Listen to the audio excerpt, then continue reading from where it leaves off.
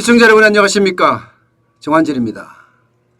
이 시각 속보브리핑 시작하겠습니다. 정부와 더불어민주당이 5차 재난지원금 지급에 합의를 했습니다. 조만간 이제 국회에서 법안 발의를 거쳐서 시행될 것으로 그렇게 보이고요. 늦어도 8월에는 주지 않겠느냐 이렇게 예상을 하고 있습니다. 그 기준은요, 소득 하위 80%에게 준다 이렇게 결정이 됐고요. 월급이 최소 320만 원 되면 받을 수 있나 이런 이야기를 하는데 당연히 받을 수 있고요. 이게 기준 자체가 복잡해서 우리 가족은 받을 수 있을까 이렇게 우려하는 그런 목소리도 나오고 있습니다. 기본적으로는요, 돈을 이렇게 뿌린다는 거에 대해서 참 안타깝습니다. 지금 전 세계는 이제 뭔가 기업이 잘 돌아갈 수 있게끔 도와줘서 좋은 일자리를 만들면서 경기를 어떻게 활성화시키겠다 이런 생각을 하고 있고요. 신흥국들은 저마다 금리를 올려서 통화량을 줄여보겠다고 지금 노력하고 있습니다. 물가가 너무 많이 올라가니까 말입니다. 우리나라도 비슷한데요. 한국은행은 금리를 올려서 물가를 좀 잡아보자 이런 생각을 가지고 있는 것 같고요. 반면에 정부는 이렇게 돈을 뿌린다는 자체를 보면 경제 정책에 대해서도 엇박자가 굉장히 많이 나고 있고요. 또 정부가 이렇게 돈을 많이 뿌린다, 전체 뿌리는 금액이 33조 원에다가 기정예산까지 하면 36조 원을 뿌리겠다는 거거든요. 그러면 재정의 누수, 내중에 다른 말로는 재정의 펑크가 진짜 엄청 심하게 될 거라고 예상을 합니다. 저는 이게 돈 받는 게 중요한 게 아니다. 결국은 이 돈은 세금 폭탄으로 우리에게 다 돌아온다. 저는 그렇게 이야기할 수 있을 거예요. 이렇게 재난지원금을 30조 40조 뿌려서 주겠다는 거 결국은요 부메랑이 된다는 거예요. 공짜 점심은 없다고 하잖아요. 언젠가는 우리에게 다 부담이 돼서 내야 되는 겁니다. 여러분도 알다시피 문재인 대통령이 개인 주머니에서 내놓을 일은 없고요. 대선 후보들이 개인 주머니에서 내놓을 일은 없습니다. 그렇다고 더불어민주당 송영길 대표가 내놓겠습니까? 안 내놓습니다. 그렇다면 결국 우리 주머니에서 이거 다 내야 된다는 결론이에요. 그 돈이 얼마가 되든지 간에 말입니다. 그렇지만 참 안타까운 것은요, 너도 나도 재난지원금을 지금 주면 좋다고 생각한다는 사실입니다. 저 역시도 좋으니까요. 공짜 돈 준다는데 이게 더 어떻게 생각하면 그리스나 아르헨티나나 베네수엘라로 가는 그런 지름길이 아닌가, 저는 또 다시 한번 생각을 해보는 거예요. 이게 어쩔 수 없이 정부는 줄 거예요. 계속 내년 3월 9일 대통령 선거나 내년 6월 1일 지방선거를 겨냥해서 선심성 행정이 아니라 현금 살포를 계속 할 겁니다. 그럼 이걸 단호하게 우리가 거부할 수 있는 힘이 생겨야 되는데, 과연 오스트리아인가요? 기본소득을 시작을 했다가 국민투표에 붙였더니 65% 이상이 거절했던 그런 거절할 수 있는 힘이 우리에게 있을까, 그런 생각도 또 한번 해보게 됩니다. 시민의식이 그 어느 때보다 중요하지 않은가, 저는 다시 한번 생각을 해봐요. 지원금 이게 범위도 소득하위 80% 이런 게 중요한 게 아니거든요. 중요한 것은요, 정부에서 돈을 뿌리지 않아도 소득 하위 80%가 편안하게 살 수 있는 길이 마련이 돼야 된다는 거예요. 시장이 스스로 작동을 해서 사람도 뽑고 그리고 월급도 많이 주고 이런 일이 일어나야 되는데, 제가 뉴스 속보 브리핑으로 정부가 재난지원금 이렇게 준답니다 하는 방송도 어째 보면요, 솔직히 좀 창피합니다. 그렇지만 모두가 알고 싶어 하기 때문에, 저도 마찬가지 알고 싶어 하기 때문에 제가 자세히 전해드리겠습니다.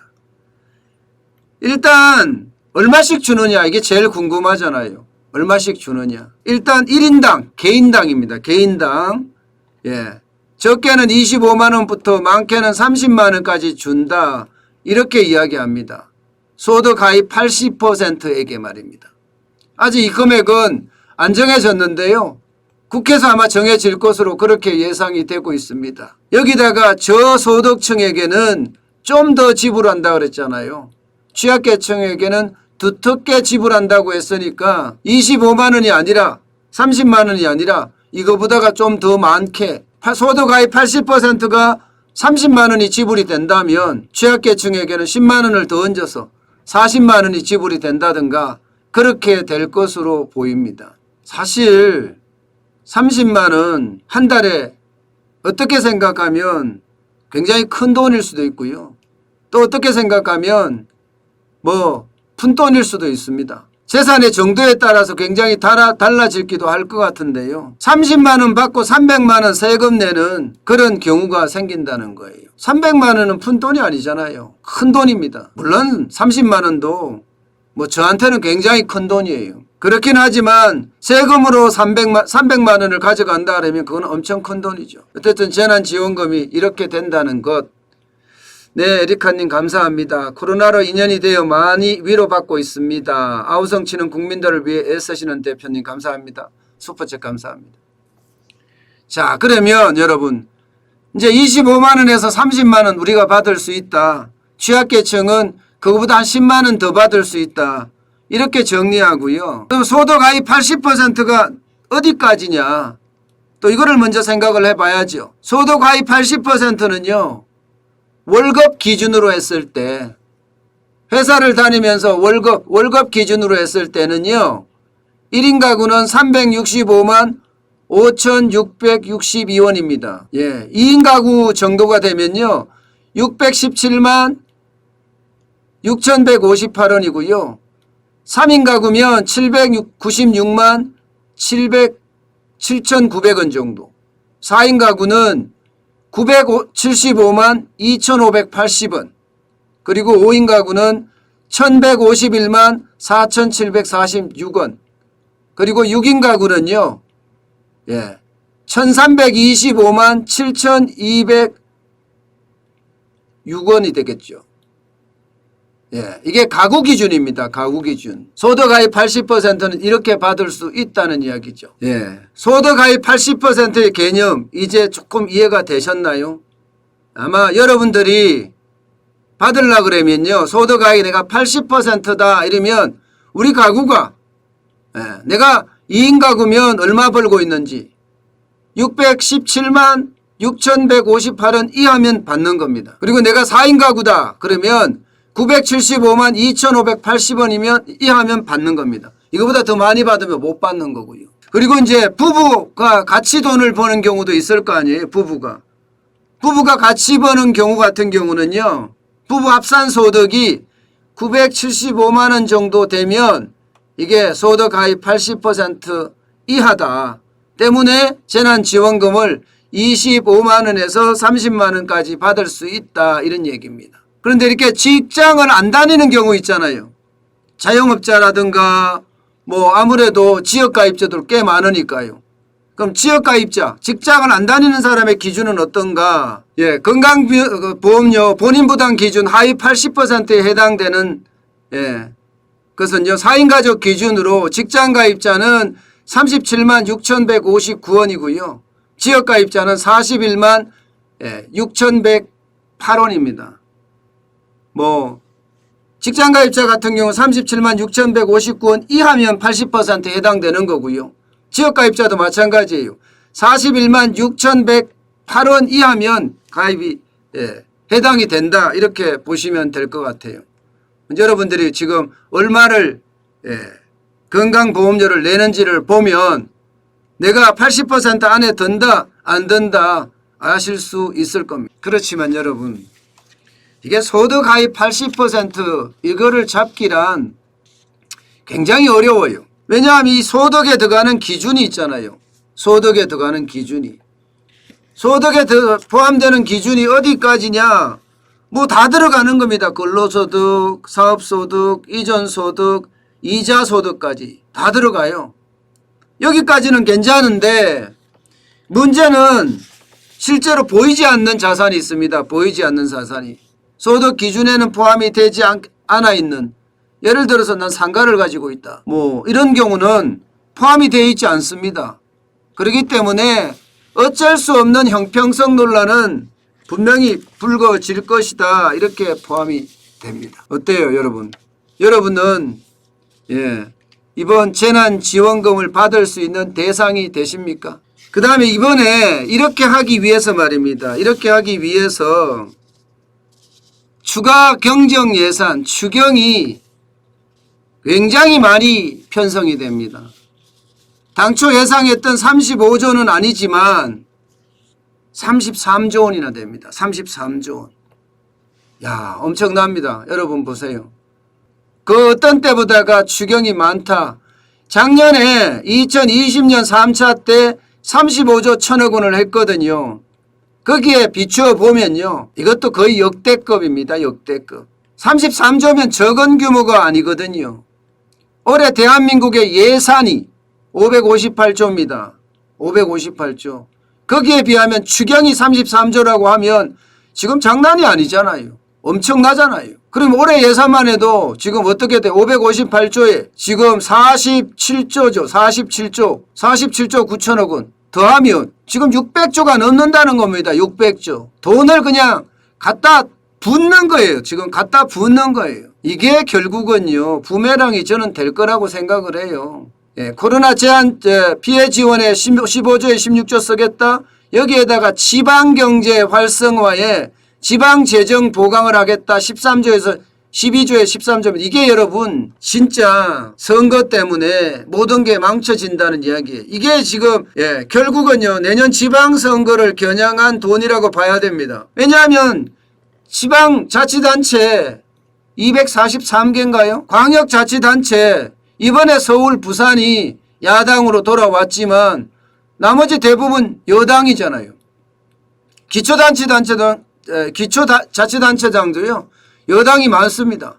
그러니 여기다가 지역 쿠폰 이런 거 뿌리면서 말입니다. 그야말로 여기저기 뿌린다는 이야기가 되는 겁니다.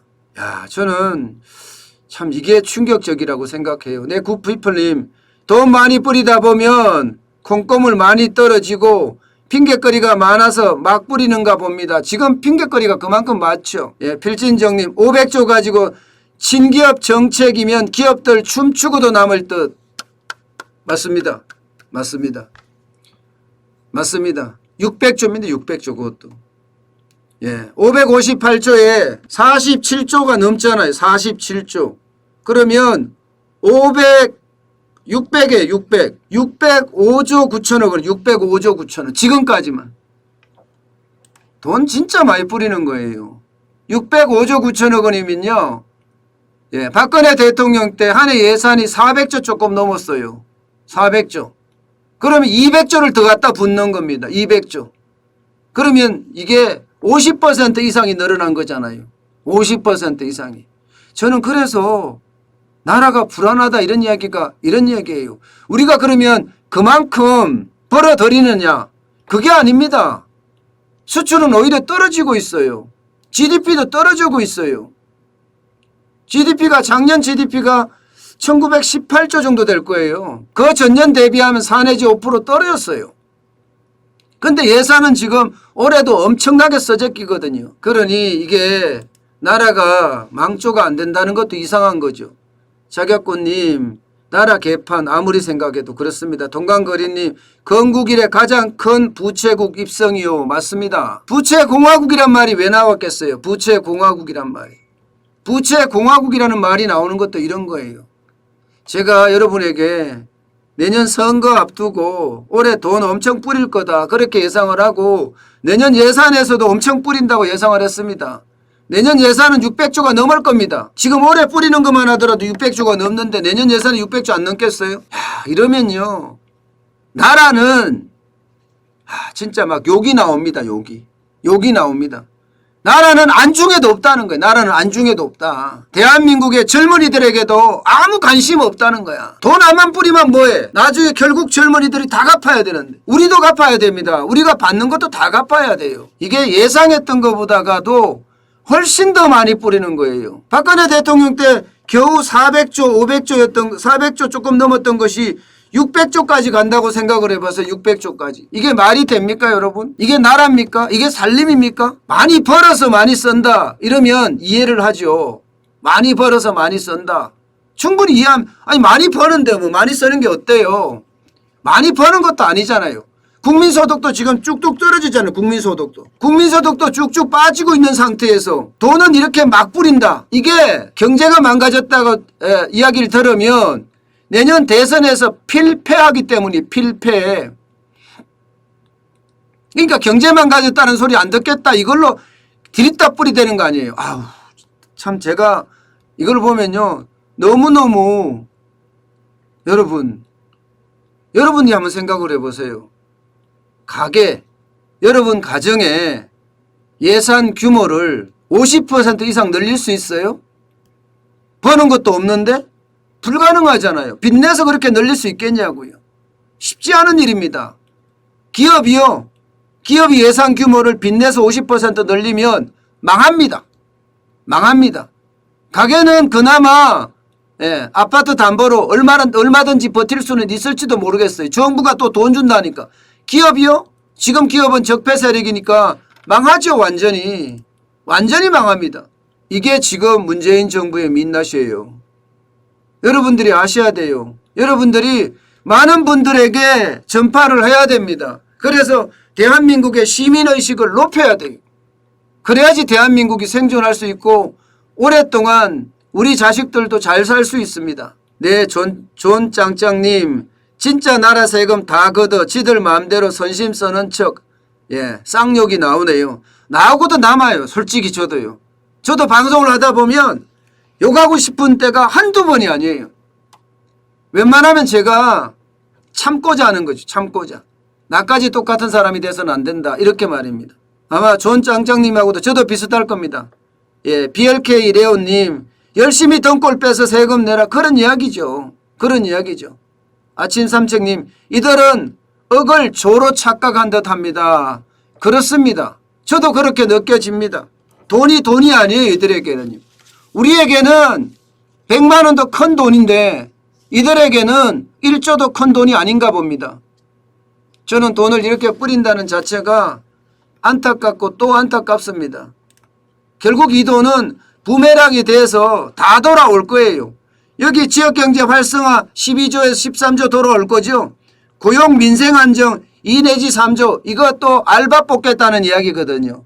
좋은 일자리 안 만들고 노인 알바 뽑듯이 알바 뽑겠다는 이야기예요. 이거요 다 돌아와요. 백신 방역 보강 이거는 진작에 했었어야죠. 진작에. 그것도 또 양이 많아. 양이 4조에서 5조예요. 그러니까 지금 넉넉히 돈을 잡아놓은 거야. 33조라고 하지만 지정예산까지 포함하면 36조예요. 36조를 그냥 마구 뿌리겠다는 거예요. 마구. 표 달라고. 표 달라고 민심 사고 표심 사고. 이거야말로 국가 전체가 미쳐 날뛰는 거죠. 이렇게 돼서 되겠냐고요. 이렇게 돼서. 저는 이렇게 되는 자체가 우리 나라를 더 안타깝게 만든다는 이야기예요. 대표적으로 여러분, 돈 뿌리는 게 여기입니다. 여기도 있습니다. 6대 소비 쿠폰 바우처 발행. 이것도 할인해 주면서 정부 자금을 계속 넣겠다는 거거든요. 스포츠 배구나 농구나 축구나 관람하러 가면 할인해 주고 나머지는 정부가 지원을 하겠다는 거예요.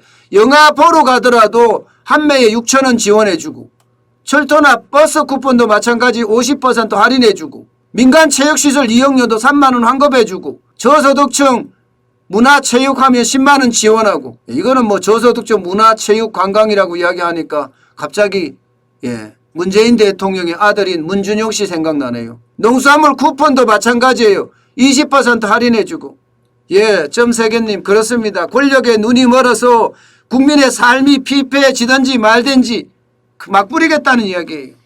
돈을 이렇게 뿌리면요. 경기가 좋아질까요? 재정만 낭비됩니다. 재정만.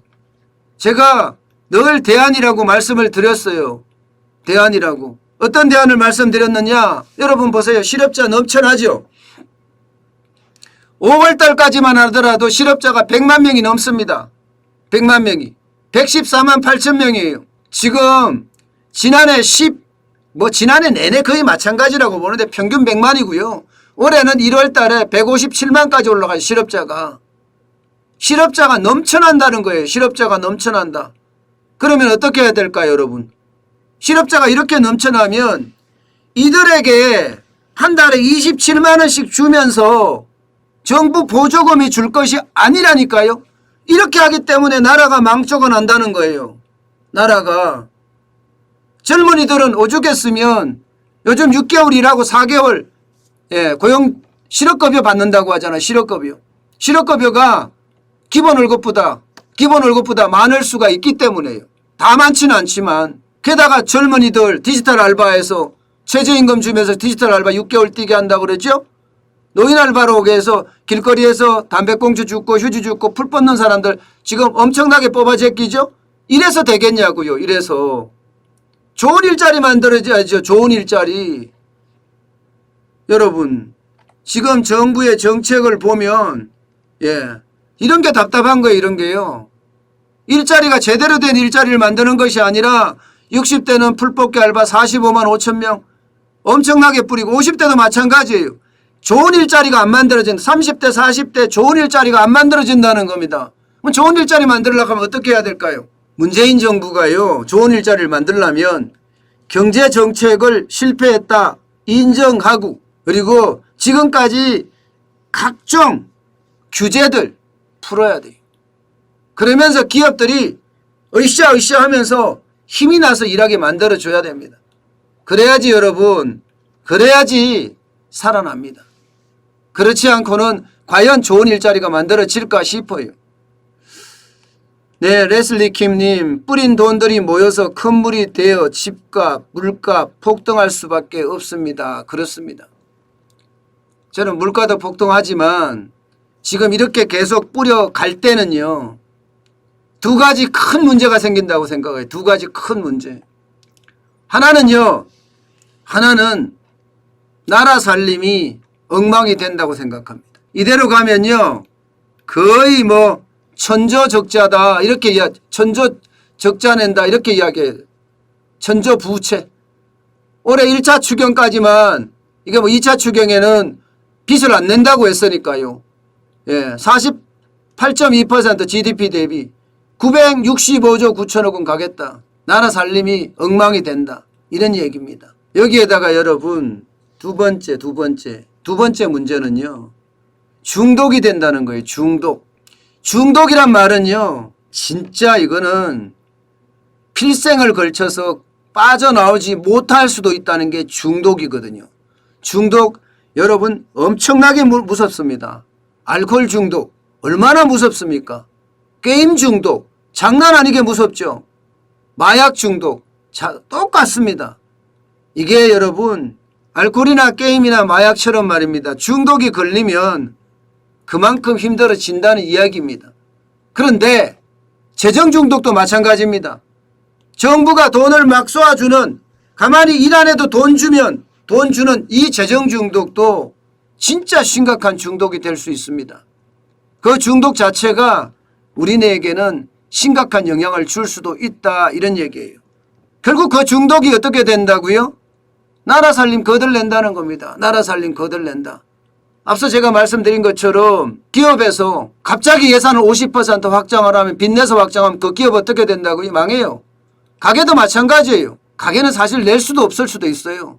지금 정부는 갑자기 나라 살림을 400조였던 것을 600조까지 확대시켰어요. 그러니 나라가 지금 어디로 갈란지 진짜 무섭습니다, 여러분. 진짜 무섭습니다. 이대로 가면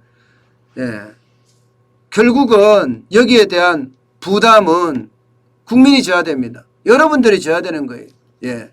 네, 정용준님, 베네수엘라 포퓰리즘 중독으로 망했습니다. 돈을 주다가 안 주면 가만히 안 있습니다. 그렇습니다. 돈을 주다가 안 주면 맨날 데모예요. 데모. 저는 권력이 좀 바뀐다고 만약에 하면요. 이게 여러분 예상했던 것보다 굉장히 큰 저항에 부딪힐 거예요. 지금 기울어진 운동장이 노 사만 하더라도 이렇게 돼 있어요. 이렇게 돼 있어요. 운동장이 아니에요. 이제는 노 쪽으로 완전히 기울어져 있기 때문에요. 이게 이렇게 되려고 하면 진짜 엄청 어려운 아마 혼란이 한번 올 거예요. 전 그렇게 생각해요. 권력이 바뀌어도 진짜 장난 아닐 겁니다. 강화문 지금이야 통제해서 저들은 통제해서 방비를 하지만 나중에 방비가 안 될 수도 있습니다. 저는 내년 3월 9일이 어떤 시기든 뭔가가 이루어져야 합니다. 그래야지만이 대한민국이 거듭나지 않을까 싶어요. 대한민국이. 나라 살림을 거들내기 전에 뭔가 새로운 모습으로 바뀌었으면 좋겠습니다. 지금까지 이 시각 속보 브리핑이었고요. 저는 정완진이었습니다. 여러분 시청해 주셔서 감사드립니다. 감사합니다.